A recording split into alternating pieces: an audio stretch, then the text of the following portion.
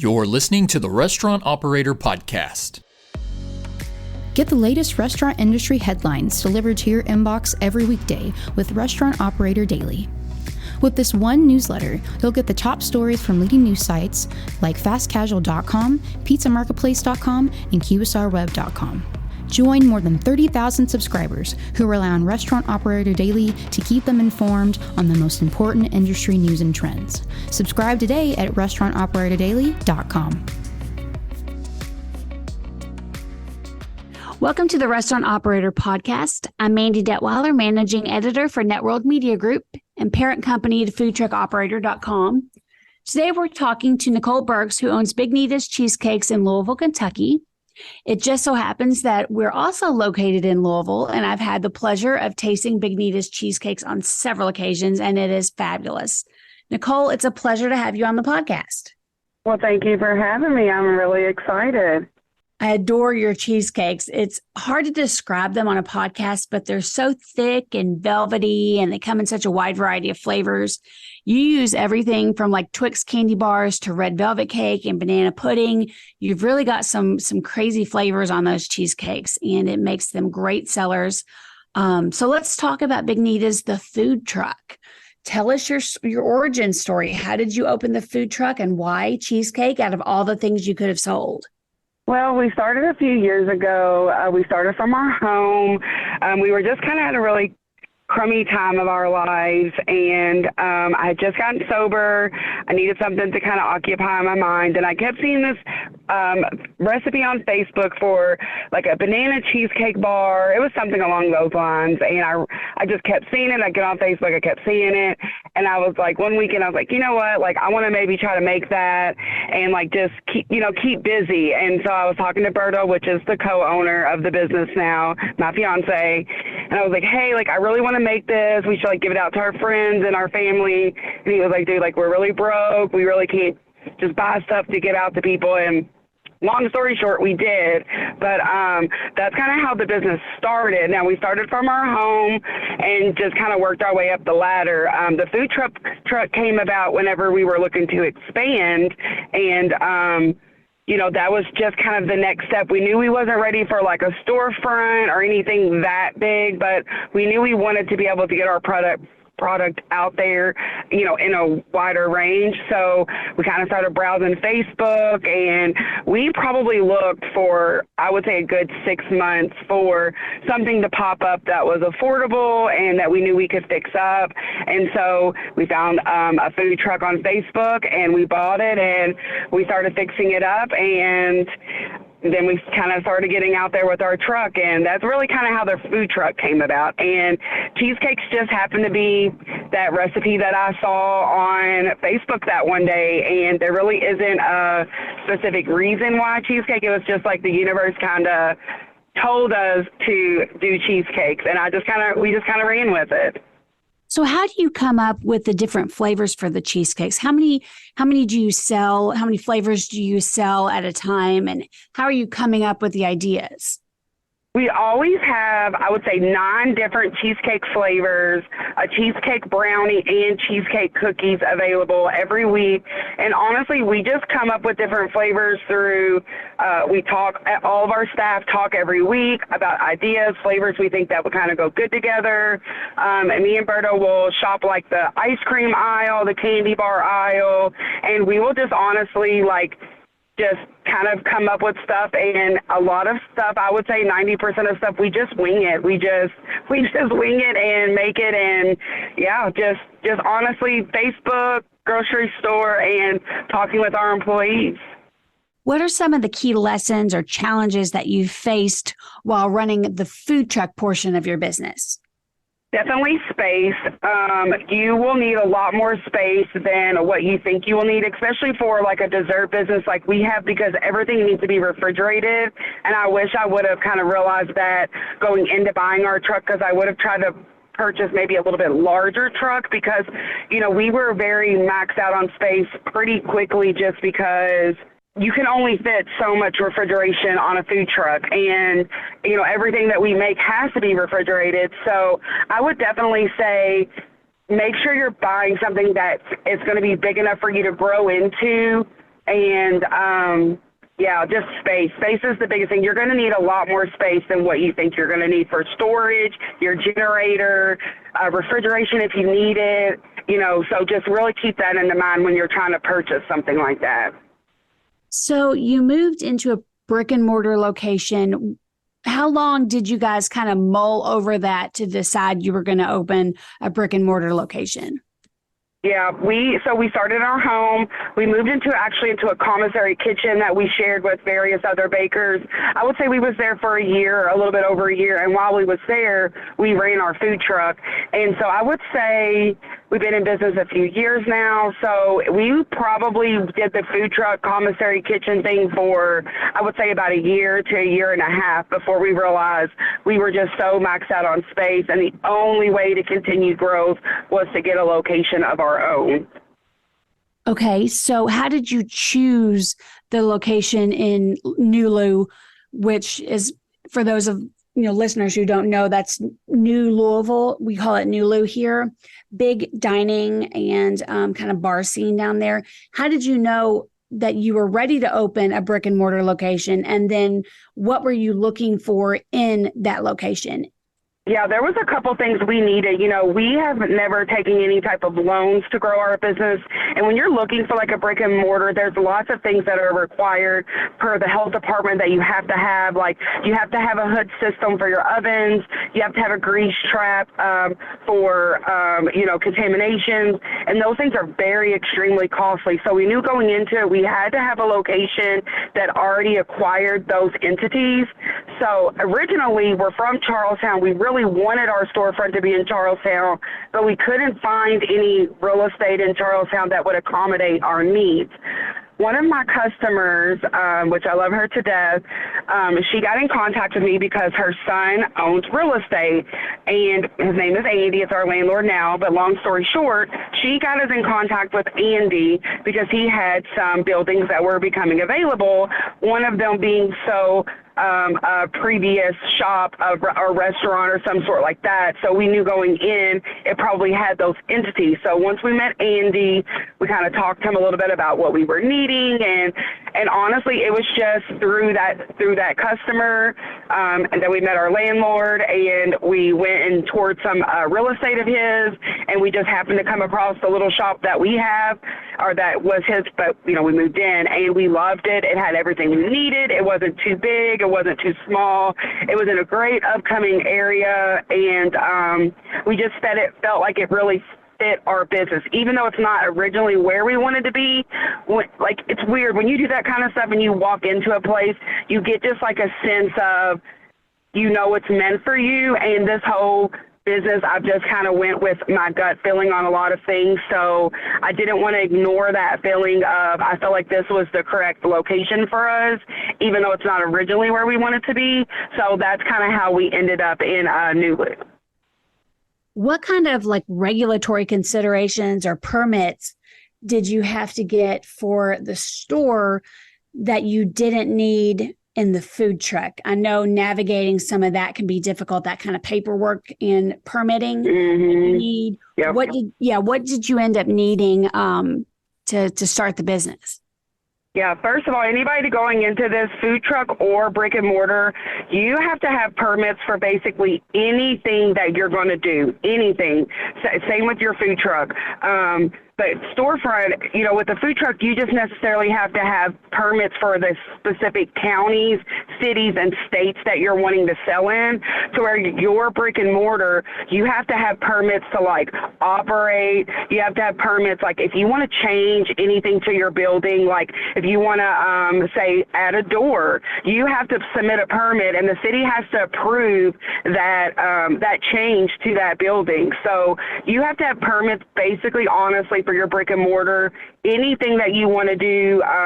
If you want to sell other stuff other than cheesecake, there has to be types of permits. It's basically, you can't do anything. People think you can just open a storefront and do whatever you want, and it doesn't work like that. The city has to approve what they're going to allow you to do in that specific location. So don't go into it thinking you can just get a storefront and make and do anything that you want to do, because it doesn't work like that. The city has to say, yes, we approve you to do that, but you're also going to pay us to be able to do that. Like, we had to pay the city to allow us to put a sign out front of our building, and we have to pay a fee every year just to have a big neat sign that hangs over the sidewalk, because the city says it's a liability if that sign falls and hits somebody.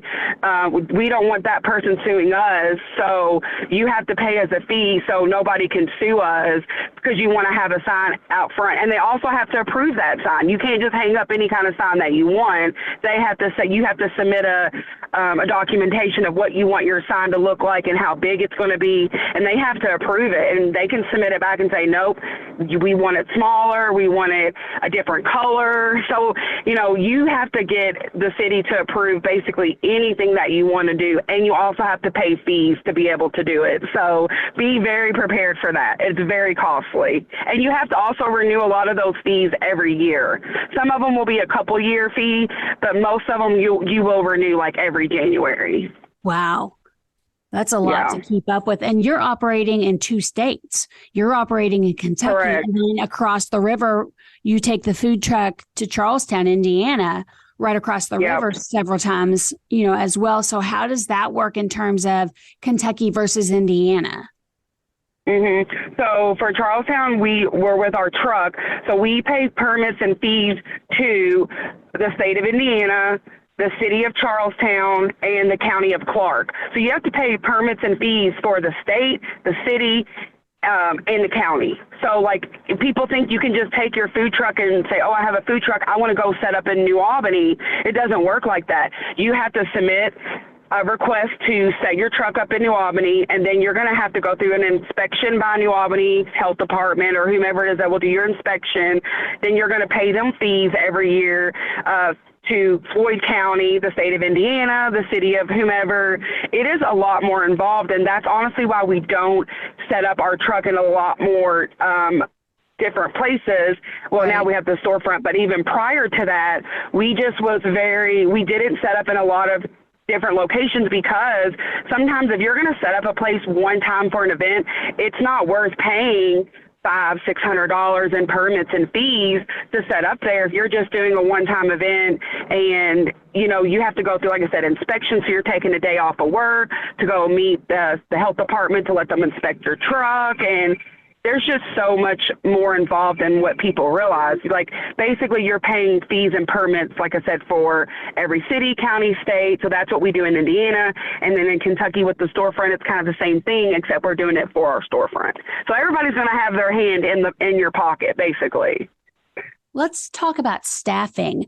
With the food truck, you couldn't get very many people in the food truck to operate it, obviously. Mm-hmm. With brick and mortar, you've got, you had to hire a staff for the first time. How did that work in terms of actually having a staff and kind of running a brigade in the restaurant? Well, luckily, a lot of our staff, I would say half of our staff is family. A lot of our family members work for us. Thank goodness, because we couldn't do it without them. And then honestly, we got our other employees from our customers. I had some customers reach out that say, hey, my daughter is 16, she's looking for a job, ABCD, and that's kind of how we acquired our staff. So we have 6 employees now and a shop manager, and but also before we hired everybody, we, of course, advertised on Facebook and, different social medias that we were looking to hire and things like that. But I would say managing a staff is probably the hardest part of having a brick and mortar. And it's just because, people need time off. We're a very small team. So, when one person's out, me and Berto or our other staff have to pick up the extra slack, which that's a part of the gig. It's no issue, but you be prepared for that, because having a staff is probably one of the most challenging things that you will do in this type of journey. And it's just because you're trying to grow your business while also working around others, not just your own needs anymore, but your employees' needs and what's working best for the business, and, you know, changing people's shifts if you need to. And there's just, it's so much is involved with having that staff. Even though we're so blessed that we have our staff, it has probably been one of the most physically challenging and mentally challenging things about having a brick and mortar. And it's just because there's so much involved and there's so much to learn. Right. And you're only open on the weekends, Friday, Saturday, Sunday. What was the deciding factor to only open on weekends only? Is it just sheer volume? That's as much as you guys can handle with your team in terms of making the cheesecakes? Yes, and people don't realize cheesecakes are such a time-consuming dessert, and we make everything that we make is completely from scratch. Our whipped cream, pretty much everything. Our crust is handmade. We make everything. So, going into it, we knew that there was no way that we could, we had to figure out a system to where we could have the time to prep, 50, 60 cheesecakes a day. You have to spend one day just baking them. Then they have to spend 12 hours in the refrigerator setting up and cooling. And, you can't just make a cheesecake, pull it out of the oven, decorate it, and put it out for sale. It doesn't work like that. It's basically a 24-hour process from start to finish. So going into it, we kind of figured up what was the amount of dollars that we needed to make every week, and how could we make that. How many days could we open a week to try to make that? And, we bake all week long to just be open Friday, Saturday, and Sunday. And then on Friday, Saturday, and Sunday when we're open, we're finishing up stuff, say, for the next day. Like on Friday mornings, we're still baking cookies that will be sold on Saturday and Sunday. And we'll start prepping for the next week on Friday, Saturday, and Sunday. So people just don't really understand that we can't open every day because we don't have the space to accommodate inventory to be open every day, because not only do we sell a dessert that has to be refrigerated all the time, but almost every single ingredient that goes into our dessert besides our crust has to be refrigerated as well. So cream cheese, eggs, sour cream, so space, going into it, again, I wish I would have realized that we needed probably more space than I thought, because when you're storing all your ingredients and your product, you just don't have the space to turn around, as quickly as I would have liked to. So that's how we'll open on the weekends. That gives us all week to prep. And, we're still making thousands of desserts for the weekend, but that's just the reality. And there's truly no way around that, unless we're going to move brick and mortars and open a bigger location. And we've had to learn to accept our reality. Tell me about your marketing. You don't probably have to do much. A lot of it is word of mouth. I know you're really big on social media, and you guys do a great job with your social media. Yeah, I would say word of mouth is probably our biggest asset for our business. But other than that, it would be Facebook. We have a huge following on Facebook. We've done really well on Facebook. I wish going into this, I would have advertised and marketed more on different platforms. I am on Instagram, but I'm just not as successful on Instagram because in the beginning, I didn't really push a lot of content on Instagram.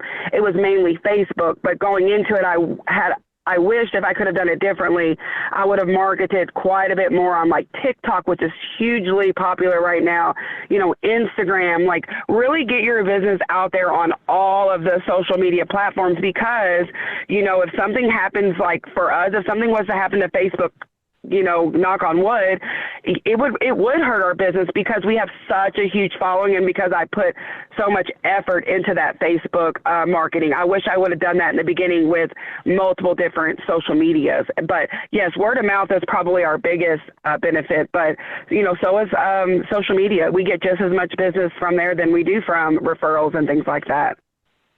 If you had a piece of advice to give to a food truck operator who's thinking about opening a brick and mortar store, what would you tell them? What's step number one? I would say be prepared to invest more of your life into your business than what you're investing just doing your food truck. Because I think for our mentality was going into this brick and mortar was we're going to have more space.